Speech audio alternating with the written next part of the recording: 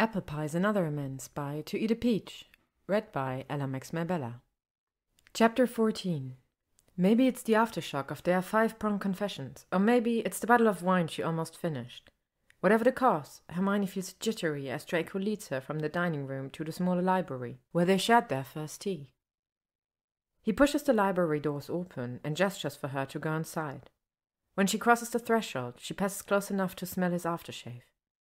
The lingering spice of it sends her head spinning, and she staggers. One of his hands grips her elbow again, while his other hand lands disconcertingly, distractingly, on the small of her back. "Trouble walking tonight, Granger?" "It's these damned shoes," she lies. "Your pushy house elf made me wear them. Merlin knows why." Draco emits one of his elegant snorts. "Yes, I can see how someone might dislike the way a pair of heels makes a pretty girl's leg look." Her humiliation and confusion and frustration, and that other what she doesn't let herself think, grows. So she keeps her comments to herself as he leads them over to the fireplace. The pair of green armchairs is still there, facing the oversized fire and flanking the small tea table, upon which sits a silver tray stacked with macarons! Hermione exclaims. She hurries over to them as quickly as her transfigured heels will allow. The macarons on the platter are far prettier than the ones from his first attempt. Each of these little biscuits is perfectly symmetrical, perfectly puffed, and shiny in the firelight. Hermione picks one up and looks back at him. "Your handiwork." When he nods, she gleefully pops the biscuit into her mouth. But after the first chew, her teeth grind to a halt. Although the texture is perfect and the taste is divine, she'd recognize that flavor anywhere. Slowly, she finishes the bite and then asks, "Key lime?" Draco nods again, a mysterious smile playing across his lips. Wordlessly, he sits in his chair and pulls his own biscuit from the tray. She studies him for a very second before she takes her own seat. "These are excellent," she concedes, gesturing to the stack of biscuits. "Are they?" He contemplates his own macaron. "You don't think they might be a touch dry?" Hermione shakes her head. "No, they really are lovely. Where did you get the key limes?" That enigmatic smile returns. "You wouldn't believe me if I told you." "Try me." "All right. My mother and I went into London to find them." "Visiting London?" Draco just shakes his head, and Hermione chokes. Actually chokes. "Muggle London," she rasps. Well, they certainly don't carry key limes in visiting grocery shops. Trust me, we checked." Hermione is blinking so rapidly she thinks her eyelids might be broken. Draco Malfoy and Narcissa Malfoy went shopping in a Muggle supermarket. 5 of them, to be precise. You didn't tell me that key limes were considered an exotic fruit in England. Rather tricky of you, Granger. "How did you... how?" "With some wandering around, before I finally gave in and asked for directions, and with some muggles staring at us as well. My mother is part of that generation that insists on wearing robes, no matter where she goes, and no matter who might see her. Plus, the money exchanging was a bit of a mess." "Then why didn't you just make a different flavor?" Draco feigns surprise. "Damn! If only I'd thought of that a few days ago." "Why?" Hermione asks, undeterred by his teasing. "Why would you do something like that? Why would your mother?" "I thought that part would be obvious." "It isn't." "Really? And here I thought you were stunningly, unquestioningly brilliant." "I am." Draco laughs. One of those loud, genuine affairs that makes her feel all kinds of wonderful things she isn't going to think about right now. "Reason number 1, Granger. Mine and yours." All Hermione can manage is a dumbfounded, "Oh."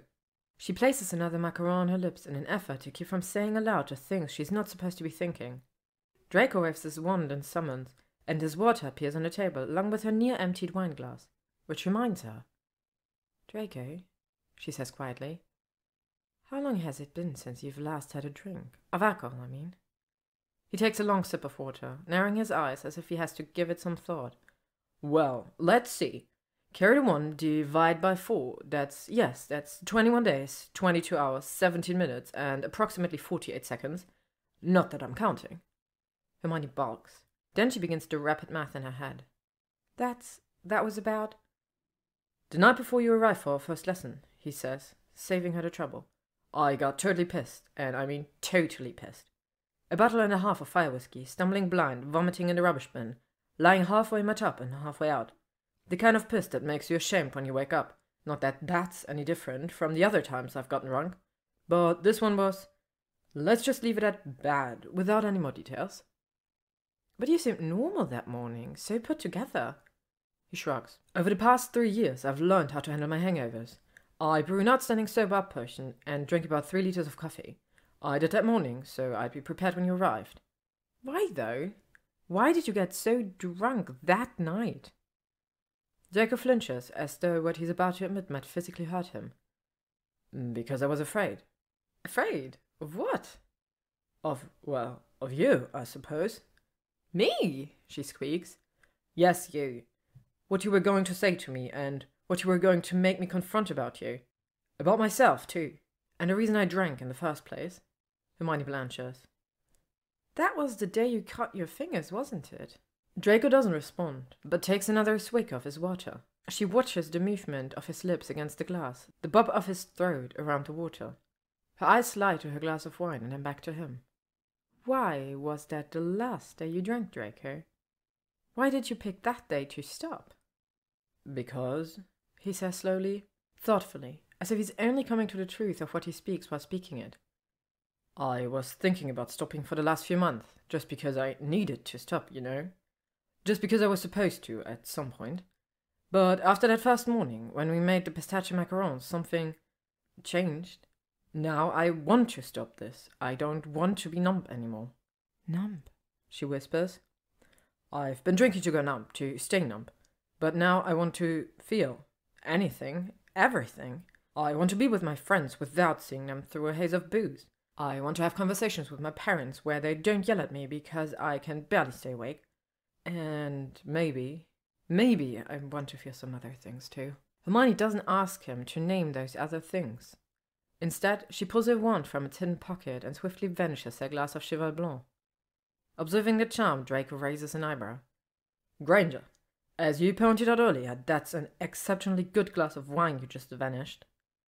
She shrugs and gives a small smirk that she can tell he likes by the way his lips twitches when she does it. I know this, Draco, and I suddenly find that I don't have a reason to drink it anymore either. She's pleased when Draco's mouth drops open a fraction. Accio my water glass, she calls.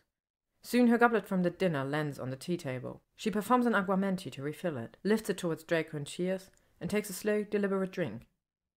He's watching her and she knows it, but she doesn't hurry the gesture. Once finished, she sets her cup next to his on a table and meets his gaze full on. When Draco finally speaks, his voice comes out low and rough. You don't have to do that, Granger. You're not the one with the problem. Oh, is that so? They assess each other across their water glasses. Hermione raises her chin in her best imitation of Narcissa Malfoy. It's not an easy task, since Draco is gazing at her in a way that's setting her insides on fire. Finally, he nods, like her challenging stare has answered some questions for him. He stands from his chair and walks over to the fireplace. Then he turns towards her and holds out his hand. May I show you something? He asks. Her face stays impassive as she rises to join him on the white marble hearth. Internally, of course. She screams at her fingers not to shake or twitch or do anything embarrassing when she takes his outstretched hand. He wraps his fingers around hers and then reaches with his free hand to scoop something out of the tall vase next to the fire. In his palm, a handful of dust shimmers. Flea powder, she thinks, right before Draco tosses it into the fire and calls out, Granger's flat. A well of emerald-tinged flame stands all around them.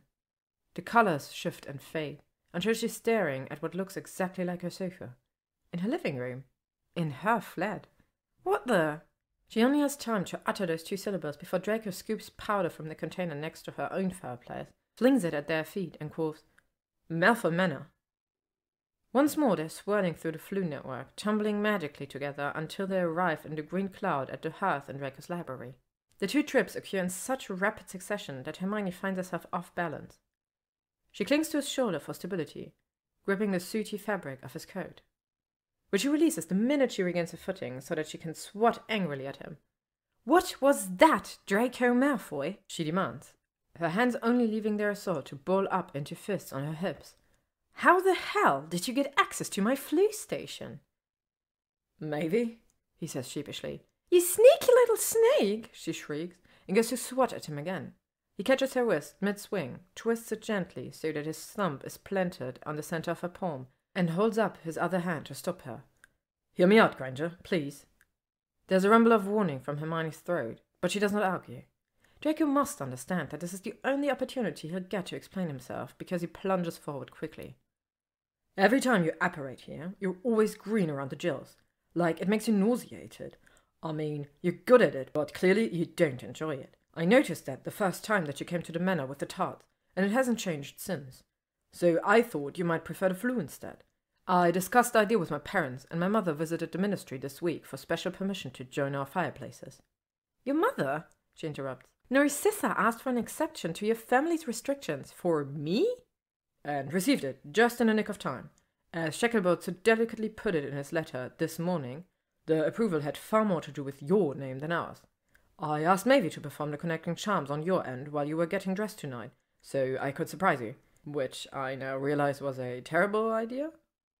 He ends a sentence with a lit of a question. Hermione lets out a graceless noise that one might categorize, and flattering, as guffaw, and she jerks her hand from his. Then she thinks long and hard about what he's just revealed, about him noticing her anxiety with apparition, about the intercession with his parents on her behalf, about him recruiting Mavie to this plot. At first Hermione just scowls indignantly, but after a few agonizing minutes her scowl melts into a frown, then slowly, oh so slowly, the frown softens until it's gone. Seeing this transformation, Draco ventures, "Not so terrible an idea, maybe?" There are clear lines of discomfort and hope in the set of his mouth. She rather likes that. Wordlessly, Hermione steps around him towards the vase of flu powder. She grabs a handful of the dust, saunters directly in front of the fire, and turns to face him. "Maybe," she finally answers. Then she leans forward just the tiniest bit and places her powder-free hand on the lapel of his coat. With a dash of metal even she finds surprising, she places a soft kiss on his cheek. When she pulls back, she finds that his face has gone slack and he's pale as bone. Except, of course, for the attractive hint of red along his cheekbones. "Guess you'll find out at next week's dinner, won't you?" she teases, and then she tosses the flu powder at her feet just before she calls out for her flat and vanishes into the green flames. Just before she calls out for her flat and vanishes into the green flames, she sees Draco's finger reach up to brush the place where her lips touched him. Thank you for listening to today's chapter of Apple Pies and Other Amends by ToEatAPeach, read by Ella. If you would like to stay up to date on upcoming chapters and stories, you can follow me on YouTube, Tumblr, AO3, or Instagram. Thank you to ToEatAPeach for letting me use their story, and thank you to all of you for listening.